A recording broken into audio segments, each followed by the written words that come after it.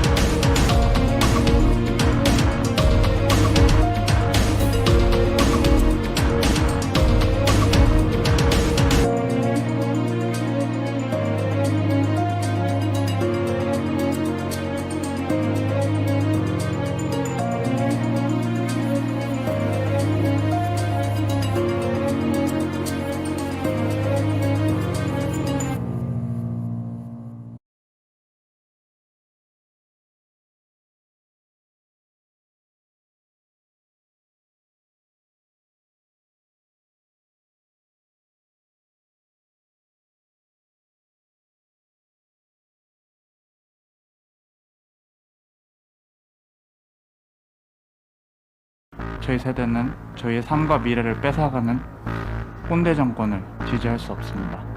문재인 대통령이라든지 아니면은 현재 정권의 문제점을 지적하는 대자보 이런 것에서는 처벌을 한단 말이죠.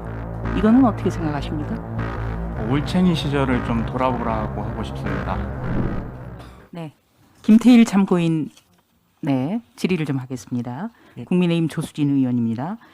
이번 4.7 보궐선거에서도 나타났는데요. 20대 청년들이 문재인 정부에 분노한다. 이런 기사가 많죠? 이유가 있습니까? 예, 한국외국어대학교 4학년 김태일입니다. 발언을 위해 20대 청년 100명의 목소리를 모아봤습니다. 저희 세대의 삶과 미래 그리고 희망을 무너뜨린 정권이기 때문입니다. 이 정권은 소수 기득권과 결탁해 청년들로부터 기회의 사다리를 빼앗았습니다. 이런 일은 진학, 취업, 부동산, 연금 등 청년의 미래를 위해 필요한 모든 부분에서 이루어지고 있습니다. 조국 사태 등 위선, 무능, 내로남불, 현실을 거부한 자화자찬, 인국공 사태 등 사라진 일자리 상황판, 각종 난무하는 지원금, 과세, 할당제, 규제, 그리고 LH 라임 등 투기농단, 그 근거는 이 자리에서 다 말 못할 것 같습니다. 지금 이들은 국민의 표를 사기 위해 재정을 고려하지 않고 막대한 빚을 내고 있는데 이는 모두 저희 세대가 경제의 허리가 되었을 때 부담해야 하는 것입니다. 이렇게 저희의 삶과 미래는 정권의 무능과 탐욕으로 인해 무너지고 있는 것입니다. 저희 세대의 미래를 무너뜨린 사람들을 저희가 지지하지 않는 것은 당연한 일 아니겠습니까? 그런데 저희 세대가 역사 경험치가 낮아서 올바른 역사인식이 없기 때문에 자신들을 지지하지 않는다고 적반하장합니다. 얕은 수로 당장의 분노를 잠재우려 합니다. 그러나 저희는 속지 않겠습니다. 던져놓고 책임지지 않는 정치는 심판받을 것입니다. 어릴 때부터 비판적으로 사고하라고 배웠습니다. 저희 세대는 저희의 삶과 미래를 뺏어가는 꼰대 정권을 지지할 수 없습니다. 예. 제가 요즘 신문 보도를 보면서 좀 잘 이해가 안 되는 것 중에 하나가 이 문재인 정권의 구성원들이 자칭 민주화 세대거든요. 그런데 민주화 세대를 자처하면서 어떤 그 문재인 대통령이라든지 아니면은 현재 정권의 문제점을 지적하는 대자보 이런 것에서는 처벌을 한단 말이죠. 이거는 어떻게 생각하십니까? 올챙이 시절을 좀 돌아보라고 하고 싶습니다. 문재인 정권의 구성원들은 말씀하신 대로 자칭 민주화 세대입니다. 그들도 저희처럼 청년들이었을 때 경찰에게 화염병을 던졌고 대학을 점거했으며 지하 조직을 만들어 대한민국 체제를 전복하려 했습니다. 이러한 것들은 모두 민주화 운동이라는 미명하에 이루어졌습니다. 이렇게 표현의 자유를 중시하신다는 분들이 대통령과 정권을 비판하는 대자보와 카드를 배포했다는 이유로 공권력을 투입해 저희를 탄압했습니다. 이로써 그들이 외쳤던 민주화, 표현의 자유는 모두 허구였음이 입증되었다고 생각합니다. 네, 말씀 듣고 보니까 이 역시 내로남불 네 글자로 압축할 수 있다는 생각이 듭니다.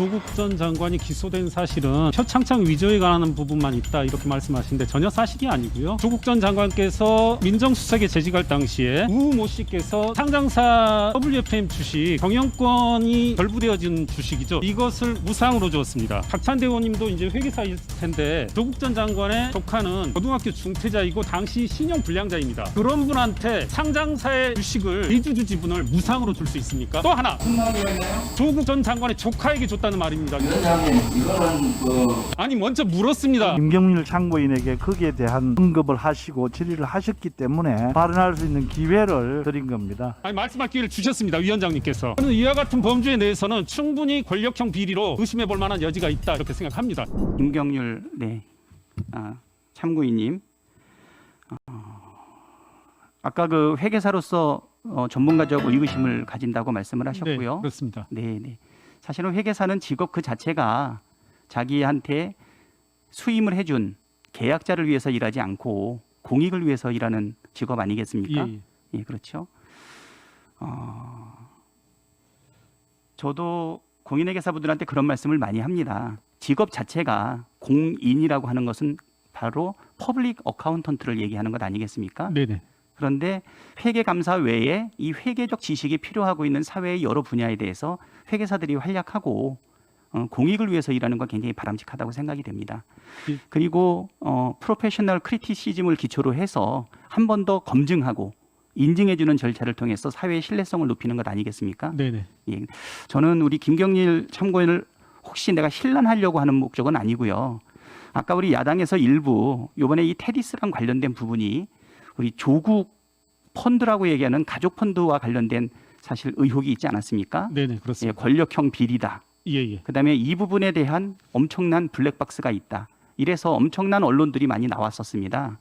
이 부분에 대해서 우리 김경률 참고인께서도 어떤 말씀을 하셨던 것 같은데 예 그렇습니다. 권력형 비리라고 얘기했던 기억 나십니까? 아 그렇습니다. 예. 뭐 몇몇 곳을 통해서 뭐 제 SNS를 통해서도 그런 발언을 한 바 있습니다. 그러면 권력형 비리라고 하는 것은 결국은 법무부 장관 그다음에 막강한 영향력을 미치는 청와대 수석의 입장에서 네. 이 부분과 관련해서 권력형으로 연결됐다라고 말씀하시는데 연결될 가능성이 있다라고 봅니다. 저는 지금도 그 생각을 하고 계시나요? 그렇습니다. 예. 지금도요? 예 그렇습니다. 그러면 우리 고일석 우리 참고인한테 여쭤볼게요. 이 부분에 대해 가지고 지금 법적으로 어느 상태입니까? 가능성을 얘기하는 것은 좀 애매한데요. 사실이 적시나 사실적 표현이라고 보기 좀 애매한 부분이 있어서 지금 가능성을 언급하는 것을 처벌하는 것은 제가 판단하기 좀 어렵습니다. 지금 권력형 범죄라고 사실은 발언했던 부분이 있어요. 그런데 지금은 법적으로는 주가 조작과 관련된 부분에 대해서는 조국 가족과 그 사람들한테 기소조차 되지 않았죠. 예. 그러면 예. 전문가적 의구심을 표현할 수는 있습니다. 네네. 회계사들은 감사 과정 속에서 전문가적 의구심을 늘 갖고 있지만 그렇습니다. 예. 의구심을 갖는 즉시 의견 거절을 주나요? 그렇지는 않습니다. 그렇지 않죠. 예, 예. 합리적인 확신이 들 때까지 추가적으로 검토하지 않습니까? 그렇습니다. 네. 예예. 그러면 지금 기소도 되지 않았는데 예. 이 기소되지 않은 것이 예. 이거에 대해서는 어떻게 생각하세요? 그러면 제가 그 권력형 비리라고 보는 단서에 대해서 발언할 시간을 좀 주시겠습니까? 아니요, 제가 지금 시간이 거의 다 돼가지고요. 예예. 지금 제가 말씀드리는 건 뭐냐면 예예. 조국 장관의 펀드와 관련해서 엄청나게 수백만 건의 사실은 기사가 생성됐음에도 불구하고 사실은 그 부분은 지금 아무것도 아닌 것으로 지금 처리가 되고 그렇진 있고요. 않습니다. 그렇진 않습니다. 예. 좀 그 부분은 제가 명확히 해야 될 것 같은데. 예, 그건 잠깐요. 의원님의 제가 지금 한 오해이신 것 1분밖에 같습니다. 시간이 안 남아서요. 지금 펀드와 관련된 부분이 아니고 결국은 입시 공정성과 관련돼 있는 부분에 있어서 사실은 그 표창장과 관련된 위조 여부에 대한 사실 다툼이 대부분 아니겠습니까? 예. 지금은 그 중요한 부분으로 문제야. 지금 모든 국한이 지금 되어 있는 상황이라고 지금 보이고 있는데요. 예. 저는 야당에서 지금 이 테티스 우리 사모펀드와 관련해 가지고 이것을 자꾸 조국 펀드로 연결하고자 하는 것은 뭐냐면 벌써 오래전에 이것과 관련된 권력형 비리라고 하는 의혹을 무수하게 내모로 인해서 결국 그 결과 여부랑 관계없이 정치적 목적을 달성하기 위해서 했던 것이 아닌가 이런 생각이 드는데 이런 부분들은 난 적절하지 않다고 생각하는데 우리 고일석 참고인은 어떻게 생각하십니까? 예, 권력형 범죄 부분은 조범동 씨 재판에서 재판부에서 부인됐고요. 그 어떤 것도 아직까지는 권력형 범죄라는 실마리는 발견되지 않고 있습니다. 그리고 이제 아까 김경률 회계사께서는 검찰 조사 제일 확실하게 밝히는 것은 조사와 수사라고 여러 번 강조를 하셨는데요. 아마 대한민국 현존하는 검찰들의 최강팀이 붙어서 수사하고 조사를 했는데 주가 조작과 관련된 권력형 범죄는 기소조차 안 된 것이 분명하고요. 그런 점에 있어서는 이미 그건 클리어된 것 같지 아닌가 생각을 합니다.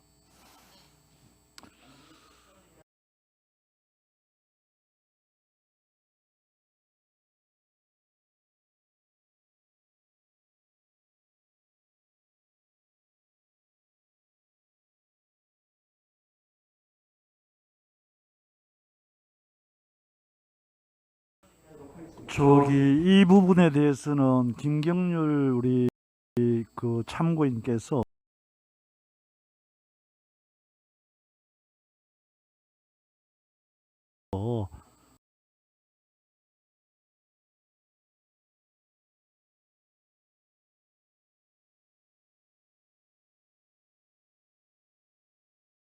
검찰들의 최강팀이 붙어서 수사하고 조사를 했는데 주가 조작과 관련된 권력형 범죄는 기소조차 안 된 것이 분명하고요. 그런 점에 있어서는 이미 그건 클리어된 것 같지 아닌가 생각을 합니다. 이 부분에 대해서는 김경률 우리 그 참고인께서 한번 입장을 밝혀주시기를 바랍니다. 조국 전 장관이 기소된 사실은 지금 뭐 표창장 위조에 관한 부분만 있다 이렇게 말씀하시는데 전혀 사실이 아니고요. 그 미공개 정보 이용이라든가 이런 혐의 사실이 분명히 있고요. 저에게 이제 짧게 말씀하실 기회를 주신다라면 그렇습니다. 그 조국 전 장관께서 민정수석에 재직할 당시에 우 모 씨께서 상장사 WFM 주식 경영권이 이제 이렇게 결부되어진 주식이죠. 이것을 무상으로 주었습니다. 네, 이것에 대해서 우리 박찬대 의원님도 이제 회계사일 텐데 뭐 이미 언론에 명명백백하게 드러난 사실이니까 뭐 이런 뭐 사실까지 열거하긴 그렇습니다만은 조국 전 장관의 조카는 고등학교 중퇴자이고 당시 신용 불량자입니다. 그런 분한테 상장사의 주식을 대주주 지분을 무상으로 줄 수 있습니까? 또 하나. 아니 조국 전 장관의 조카에게 줬다는 말입니다. 조범동 씨에게. 위원장님, 이거는 국무총 청문회와 관련 없는 사항입니다. 아니 먼저 물었습니다. 근데 여쭤보셨습니다. 잠깐만요. 김경률 우리 박찬대 위원님께서 김경률 참고인에게 거기에 대한 언급을 하시고 질의를 하셨기 때문에 저거를 발언할 수 있는 기회를 드린 겁니다. 네. 국무총리에 관련된 걸 가지고 왜 엉뚱한 걸로 시간을 가만 계세요. 좀 발언할 수 있도록. 아니 김민수는 국무총리의 능력 가지를 논증을 자, 이 부분은 우리 김경률 참고인께서 하겠습니다. 자 예. 간단하게 마무리 겸해서 좀 말씀해 주세요. 네, 앞선 요거는 그와 같은 말씀할 기회를 주십시오. 여기 아니 말씀할 기회를 주셨습니다. 위원장님께서.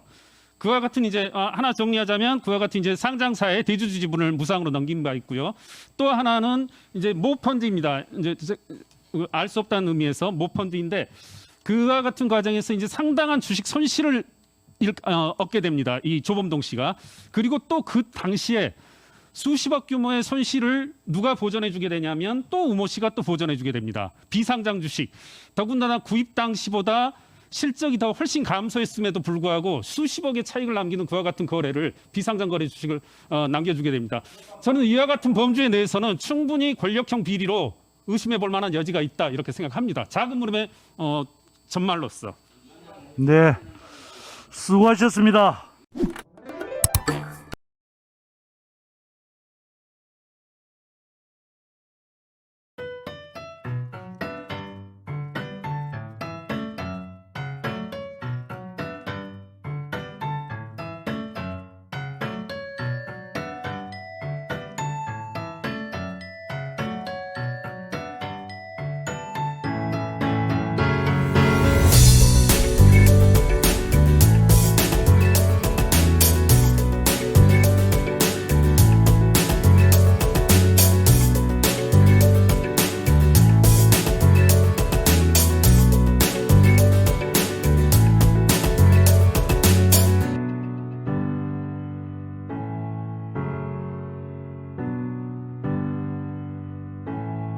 정책 전환을 완전히 했죠. 최고의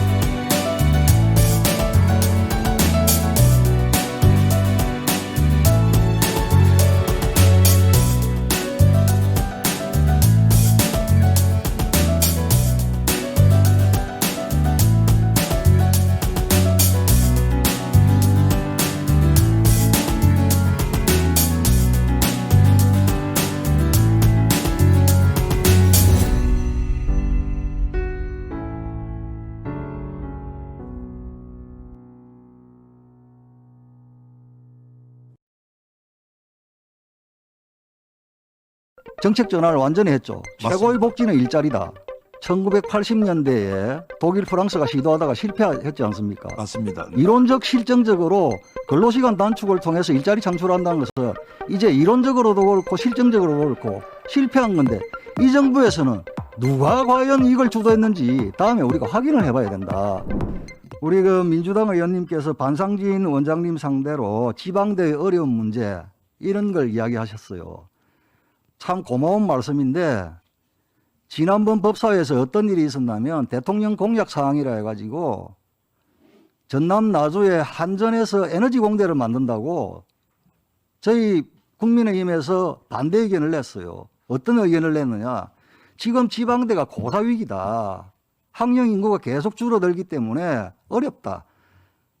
호남이든 영남이든 어디든 좋다.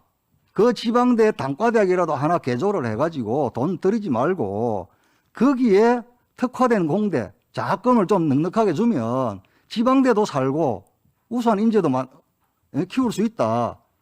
왜 재정도 투입하고 적자투성인 한진이 공대를 거기 만들어야 되느냐. 특히 그 부지는 부영이라는 회사가 갖고 있는 거예요. 25만 평을 400몇십억에 샀는데 절반을 학교 짓는데 그 기부를 하더라도 나머지 절반의 아파트를 지으면 추산해 보니까 한 6천억 이상의 이득을 보는 거예요. 부영그룹이. 부영그룹이 어떤 회사인가는 아실 만한 분 다 아실 겁니다. 이런 식이에요. 이런 식으로 정책이 이율배반적인 겁니다. 우리 김태기 교수님, 우리 최주현 우리 참고인 참고인 그 말씀 들으면서도 참 가슴이 아픕니다. 결국 골자는 내가 평생을 걸고 보람을 찾으면서 일할 수 있는 양질의 일자리를 달라는 거 아닙니까? 네, 그렇습니다. 양질의 일자리가 어디서 나옵니까? 민간에서 나옵니까? 아니면 정부에서 나옵니까? 당연히 민간에서 나옵니다. 그렇죠. 네. 기업은 못하도록 옥죄고 경제정책 실패한 걸 어떻게 상쇄해보기 위해서 미래 세대의 부담이 되는 재정으로 15세에서 29세 단기 알바 비슷한 일자리, 어르신들 일자리 이렇게 만들어가는 거예요. 지금 3040 그 일자리는요. 아까 50대까지도 실업이 연속될 수 있다고 말씀하셨는데 네. 3040 일자리는요. 문재인 정부 출범하고 나서 계속 많이 악화되고 있어요. 알고 계시죠? 맞습니다. 예. 이런 거예요. 지금 문재인 대통령이 공약한 것 중에 근로시간 단축을 통해서 일자리 창출한다. 이게 공약이었죠. 네. 그래서 주 52시간을 밀어붙였죠. 맞습니다. 예. 그래서 일자리 늘었습니까? 아닙니다. 오히려 줄었고요. 예. 특히 이제 공공부문 아까 말씀하셨는데 우리도 똑같습니다. 공공부문 100개 늘릴 때 민간 부분 150개가 줄고요. 또 실업률이 그만큼 더 100명이 늘 때 33명의 실업률이 생긴다고 하는 그 부분은 뭐 OECD도 그렇고 한국도 그렇고 좀 그런 상황입니다. 최저임금도 빈곤이나 소득 분배 해소를 위해서는 OECD가 정책 전환을 완전히 했죠. 맞습니다. 최고의 복지는 일자리다. 뭐 다시 그죠? 말씀드리자면 예, 예. 아마 교수님, 우리나라에서 예. 가장 좋아하는 나라가 스웨덴 같은 나라 같은데요. 예. 이 스웨덴 경우는 지금 의원님 말씀하신 대로 노동개혁, 복지개혁, 규제개혁 해가지고 사실은 실업률이 스웨덴도 한때 많이 올랐습니다. 그게 지금 뭐 뚝 떨어지고요. 특히 독일 같은 경우는 10% 넘던 게 지금 3%로 늘어졌습니다. 아마 실제 국민들한테 교수님, 그게 예, 필요하지 않을까 생각합니다. 근로시간 단축을 통해서 일자리 창출한다는 것은 1980년대에 독일, 프랑스가 시도하다가 실패했지 않습니까? 맞습니다. 이론적, 실정적으로 근로시간 단축을 통해서 일자리 창출한다는 것은 이제 이론적으로도 그렇고 실정적으로도 그렇고 실패한 건데 이 정부에서는 누가 과연 이걸 주도했는지 다음에 우리가 확인을 해봐야 된다. 이런 말씀을 드리고요.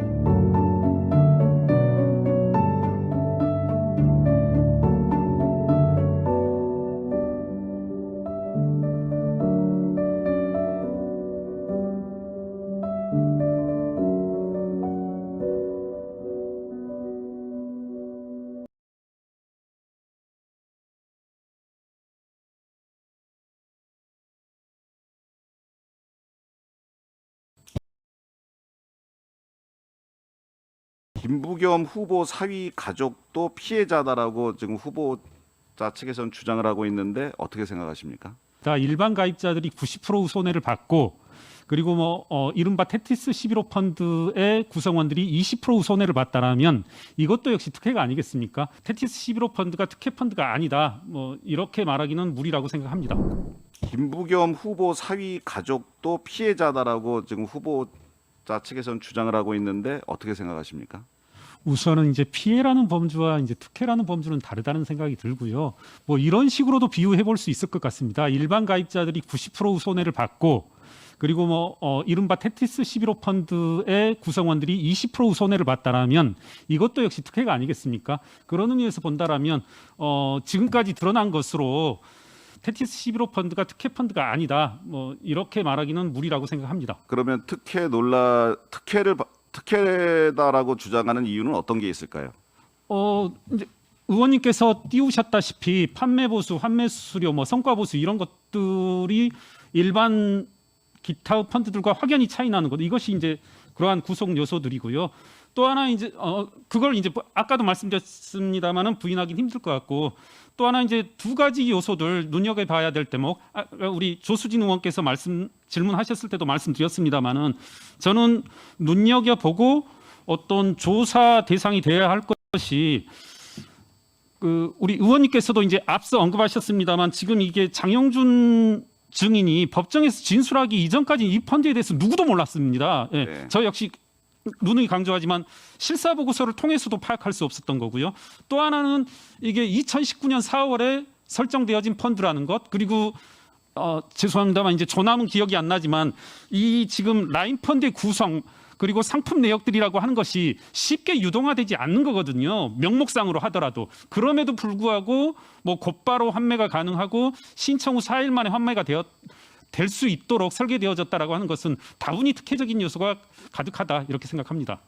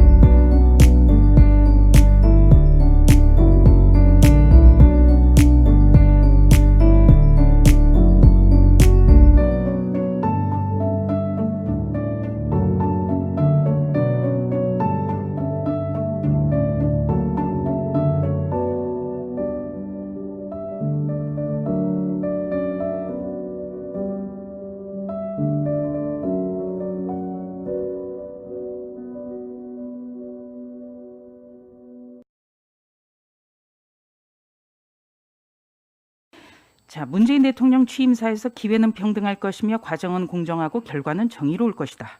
이렇게 해서 많은 사람이 감동을 받았습니다만 조국 사태는 바로 이거에 정면 위배되기 때문에 20대 청년들이 등돌아섰고 우리 김경률 대표도 굉장히 실망을 했을 겁니다. 자, 그리고 김경률 참고인들 입에 담긴 힘든 문자 테러 이런 거 많이 당하셨어요. 금태섭 전 의원 같은 경우는 네. 뭐 이제 문재인 정부의 출범 모토라고 할 수 있는데 이제 이른바 정의, 평등, 공정 이런 것들이 집권 4년 동안 많이 희화화돼 버렸고 결국은 조금 매몰차게 말씀드린다라면 탁현민 비서관의 어떤 소품 정도로 전락해 버리지 않았나 이렇게 생각합니다. 네, 수고하셨습니다. 조수진 의원님.